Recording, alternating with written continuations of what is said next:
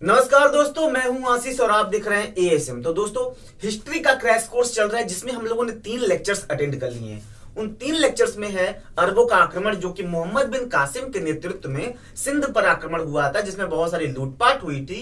पहला आक्रमण हम लोगों ने पढ़ा। दूसरा हमने तुर्क का आक्रमण पढ़ा महमूद गजनवी के नेतृत्व में, जो कि दाहिर और चाच के ऊपर हुआ था। तीसरा हमने तुर्क का ही आक्रमण था मोहम्मद गौरी के रूप में, जो भारत पे हुआ था, और इसमें राज्य विस्तार को लेके ये युद्ध हुआ था। यानी कि ये आक्रमण जो हुआ था राज्य विस्तार को लेके हुआ था, क्योंकि इसके पहले महमूद गजनवी और मोहम्मद बिन कासिम ने आक्रमण किया था। तो वहां पे सीधा सीधा एक ही निष्कर्ष निकलता है, उन्होंने धन लूटपाट के लिए आक्रमण किया था। तो मोहम्मद गौरी का जो आक्रमण था उसमें राज्य विस्तार शामिल था दोस्तों।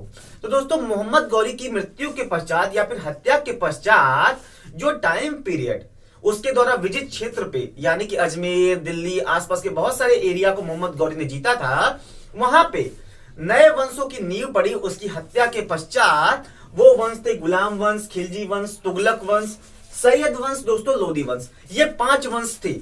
अब ये टाइम पीरियड के हिसाब से बारी बारी से आते हैं, और इन्हीं 5 वंश को हम किस नाम से जानते हैं? सल्तनत काल के रूप में। हम इसी ही सल्तनत काल के रूप में पढ़ेंगे। तो दोस्तों, अगर आपने वो तीनों वीडियो नहीं देखी है तो वो वीडियो जरूर से देखिए, क्योंकि अगर आप वो पिछले वीडियो समझ लेते हैं तो सल्तनत काल समझना बहुत ज्यादा आसान हो जाता है दोस्तों। क्योंकि वहीं से ये कोई इसमें तुर्क था, कोई अफगान था, तो ये सारे लोग वहीं से आए हुए थे, जिन्होंने अब यहाँ पे दिल्ली की राजगद्दी पे अपना राजवंश रखा, उसके बाद शासन किया दोस्तों।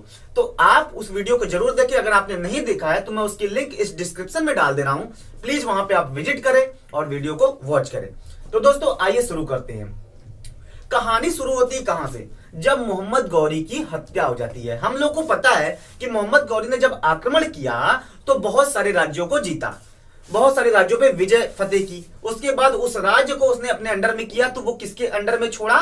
कुतुबुद्दीन ऐबक, जो कि दास थे, गुलाम थे, कमांडर थे, उनके अंडर में भारत में विजित राज्यों को वो छोड़कर गया। ठीक है, तो जब उसकी हत्या हो गई उसके पश्चात ये हो गए स्वतंत्र। ये स्वतंत्र हो गए ना, जब जैसे मालिक था जिसने इनको दिया था, तो जब देखा इन्होंने मोहम्मद गौरी के वंश का कोई वारिस नहीं है, तो इन्होंने अपने आप को स्वतंत्र कर लिया यहाँ पे दोस्तों। तो स्वतंत्र करने के बाद इन्होंने दिल्ली पे गुलाम वंश, क्योंकि ये इनके गुलाम थे, किसके? मोहम्मद गौरी के, कुतुबुद्दीन ऐबक, तो गुलाम वंश की नींव रखी, जिसके 3 नामों से जाना जाता है, जिसको दास वंश, ममलूक वंश, गुलाम वंश। ये हमेशा याद रखिएगा, कभी भी क्वेश्चन बन सकता है। ममलूक वंश किस वंश को कहा जाता है, या फिर दास वंश किस वंश को कहा जाता है? तो ये तीनों नाम आप याद रखिएगा, ये एक ही वंश के नाम है, दास वंश, ममलूक वंश, गुलाम वंश दोस्तों। अब इस वीडियो में हम सल्तनत काल में आए वंश जो थे, जो राज्य किए, राजशाही लोग, और उनके बाद कौन कौन से राजा किस किस टाइम पीरियड में राज किए, वो सारी चीजें समझेंगे। उसके बाद हम अगला लेक्चर गुलाम वंश पे पढ़ेंगे, फिर खिलजी वंश पे, फिर तुगलक, फिर सैयद, फिर उसके बाद लोदी वंश, अलग अलग पढ़ेंगे। लेकिन आज हम सल्तनत काल को पूरा समझने की कोशिश करेंगे। तो दोस्तों, आइए शुरू करते हैं। तो दास वंश यानी गुलाम वंश की नींव पड़ गई। मोहम्मद गौरी की हत्या के पश्चात स्वतंत्र हो गए कुतुबुद्दीन ऐबक, और उन्होंने किसकी नींव रख दी? गुलाम वंश यानी कि दास वंश या फिर ममलूक वंश। तो दोस्तों, कुतुबुद्दीन का टाइम पीरियड जो था 1206 से 1290, यहाँ ये गुलाम वंश का टाइम पीरियड है। गुलाम वंश पूरा 1206 से लेकर 1290 तक चला था, जिसमें कुतुबुद्दीन 1206 से 1210 यानी 4 वर्ष इन्होंने राज किया था गुलाम वंश की स्थापना करने के पश्चात। कुतुबुद्दीन ऐबक के बाद कौन आए? इनके बेटे आराम शाह आए। 1210 में कुछ महीने राज किया, उसके बाद इनको मार दिया गया। इल्तुतमिश इनका दामाद जो था वो राजगद्दी पे बैठ गया। वो 1210 से 1236 तक राज किया, और इसका टाइम पीरियड बहुत ही इंपॉर्टेंट माना जाता है। इससे बहुत सारे क्वेश्चन बनते हैं, जैसे इक्ता प्रथा, चहलगानी, बहुत सारी चीजों में क्वेश्चंस इनके बनते हैं एग्जाम पर्सपेक्टिव को ध्यान में रखते हुए। तो इनको बहुत ही संभल के, बहुत अच्छे से केयरफुली पढ़ना है हमको। उसके बाद रुकनुद्दीन आते हैं, इनके बेटे रहते हैं, 1236 में गद्दी में बैठते हैं, 1236 में ही हटा दिए जाते हैं। उसके बाद एक और इंपॉर्टेंट पॉइंट आता है, एक और इंपॉर्टेंट सुल्तान आता है, रजिया सुल्तान, जो कि दिल्ली सल्तनत की पहली महिला सुल्तान बनी थी दोस्तों। इससे क्वेश्चन बन जाता है हमेशा।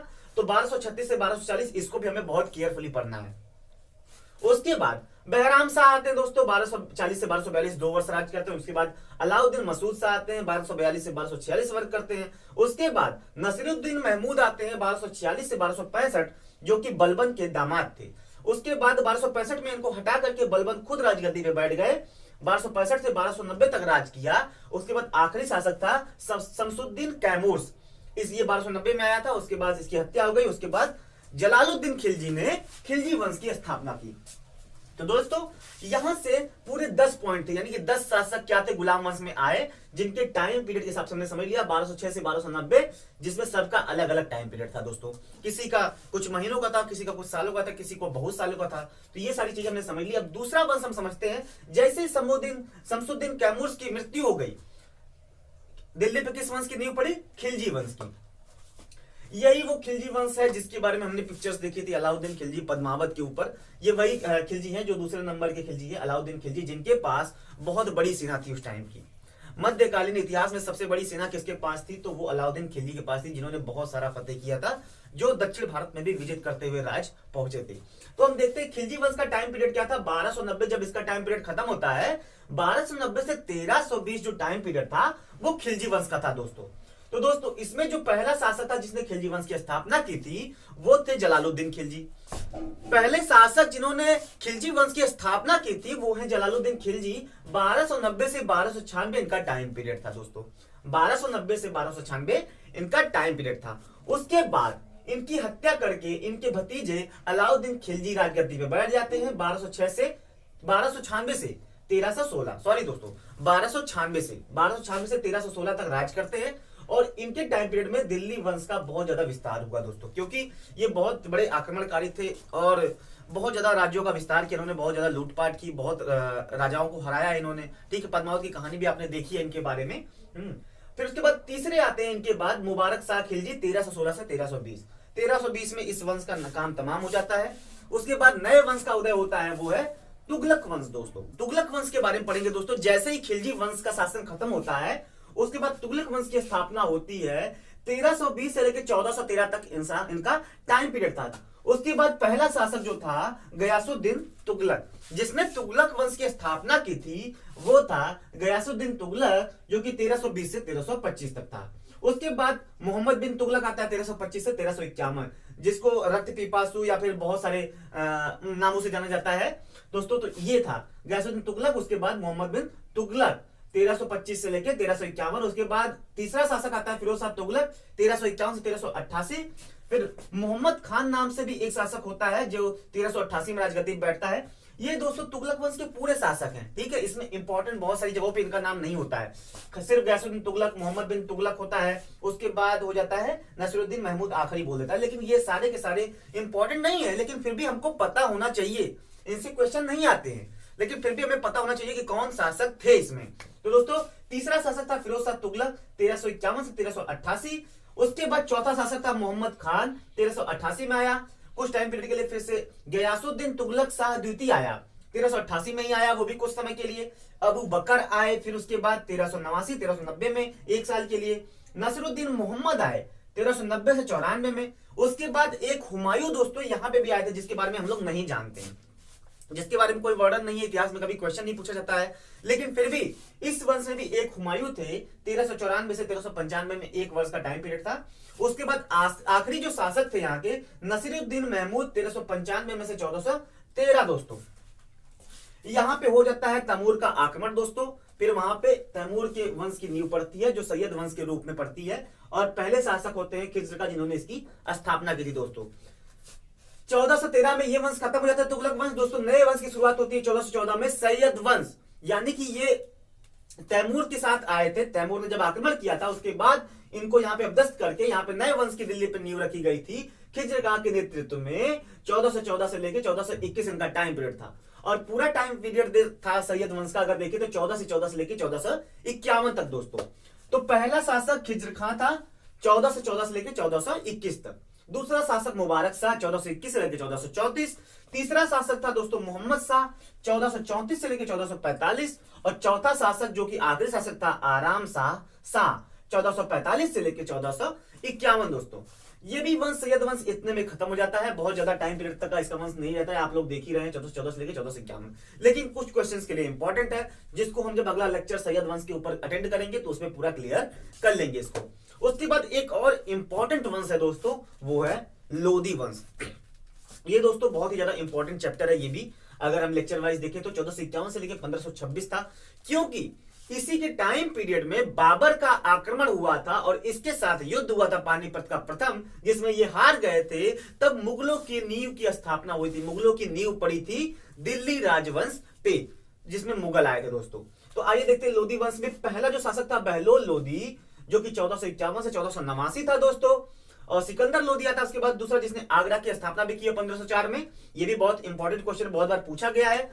1489 से 1517 दोस्तों। आखिरी जो शासक था इब्राहिम लोधी, इसी से युद्ध हुआ था किसका? बाबर का। यहां पे किसका युद्ध हुआ था? इससे बाबर का युद्ध हुआ था, जिसमें ये हार गए थे वहां से। उसके बाद बाबर ने कब्जा कर लिया और लोग सोच रहे थे बाबर हरा के इनको चला जाएगा, लेकिन बाबर ने दिल्ली पे राजवंश की स्थापना कर दी। कौन सी? मुगलों की राजवंश की स्थापना कर दी 1526 में। तो दोस्तों हम लोगों ने पढ़ लिया गुलाम वंश, खिलजी वंश, तुगलक वंश, सैयद वंश और लोधी वंश, जिसमें हमने अलग अलग शासक पढ़े। तो जो गुलाम वंश था 1206 से लेकर 1290, उसके बाद खिलजी 1290 से 1320, उसके बाद तुगलक 1320 से 1413, सैयद वंश 1414 से लेकर 1451, लोधी वंश 1451 से 1526। तो दोस्तों हमारे एग्जाम्स में अगर मिडवल से क्वेश्चन बहुत ज्यादा बनते हैं तो सल्तनत काल से बनते हैं, और दूसरा क्वेश्चन गुलाम वंश से बनते हैं दोस्तों। तो पहले हम यहाँ सल्तनत काल अटेंड करने वाले हैं, उसके बाद जैसे ही लोधी वंश खत्म होगा, जहां पे इब्राहिम लोधी को बाबर हराएगा, फिर हम मुगल वंश पढ़ेंगे। लेकिन अभी भी यहाँ पे हमें बहुत सारी चीजों को पढ़ना है, जिसमें आज मैं डिफाइन कर रहा था कि सल्तनत काल होता क्या है, सल्तनत काल को किस रूप में जाना जाता है, और कौन कौन से वंश उसके अंतर्गत आते हैं, कौन कौन से शासन आते हैं, किसका किसका क्या टाइम पीरियड रहा है, कौन कौन सा वंश कितने समय तक चला है। दोस्तों ये सारी चीजें हम लोगों ने डिफाइन कर दी। पहला वंश गुलाम वंश, जिसमें 1206 से लेकर 1290, दूसरा वंश खिलजी वंश 1290 से 1320, तीसरा वंश तुगलक वंश 1320 से 1413, चौथा वंश सैयद वंश दोस्तों 1414 से लेकर 1451, और पांचवा जो वंश लोधी वंश 1451 से 1526। तो दोस्तों हम लोगों ने इंपॉर्टेंट पॉइंट समझ लिया सल्तनत काल के लिए। सल्तनत काल में हमें यही सारी चीजें पढ़नी है दोस्तों। तो हम अगली वीडियो में सबसे पहले गुलाम वंश शुरू करेंगे और इसको बहुत ही अच्छे तरीके से पढ़ेंगे, जिससे आपके आने वाले exam UPSC, UPPSC, UP triple SC, जो कि पेट के द्वारा एग्जाम होने वाला, पीईटी के द्वारा, उसके बाद एसएससी, रेलवे, जहां पे भी आप एग्जाम देने जाते हैं, जहां पे जीएस के पार्ट में हिस्ट्री आती है, बहुत आसानी से आप क्वेश्चंस अटेंड कर पाए। और हम इन चैप्टर्स के साथ साथ कैसे क्वेश्चंस पूछे जाते हैं अब हम वो भी सॉल्व करवाएंगे, जिससे आपको बहुत ज्यादा फायदा मिले, बहुत ज्यादा इससे आपको सहायता मिले, आपके पेपर्स में जाने पे आपको पता चल सके कि कैसे क्वेश्चन यहां से आते हैं दोस्तों। तो सल्तनत काल में दोस्तों हम लोगों ने देख लिया कि सल्तनत काल किसे कहते हैं, कौन कौन से राजवंश, कौन कौन से वंश हैं, और कैसे सल्तनत काल की शुरुआत होती है, कैसे अंत होता है, बाबर कैसे आता है, और शुरू में मोहम्मद गौरी के आने से सल्तनत काल की शुरुआत होती है कुतुबुद्दीन ऐबक के टाइम पीरियड में दोस्तों। तो दोस्तों आज के लिए बस इतना ही। जय हिंद, जय भारत दोस्तों। अगर आपको वीडियो अच्छी लगी तो प्लीज लाइक करिए, शेयर करिए, चैनल को सब्सक्राइब कर दीजिए, बगल वाले बेल आइकन पे क्लिक करना बिल्कुल ना भूलें, जिससे आपको वीडियो आने वाली होगी तो वीडियो आएगी तो आपको नोटिफिकेशन मिल जाएगा, जिससे आप वीडियो आसानी से पा जाएंगे दोस्तों। जय हिंद, जय भारत।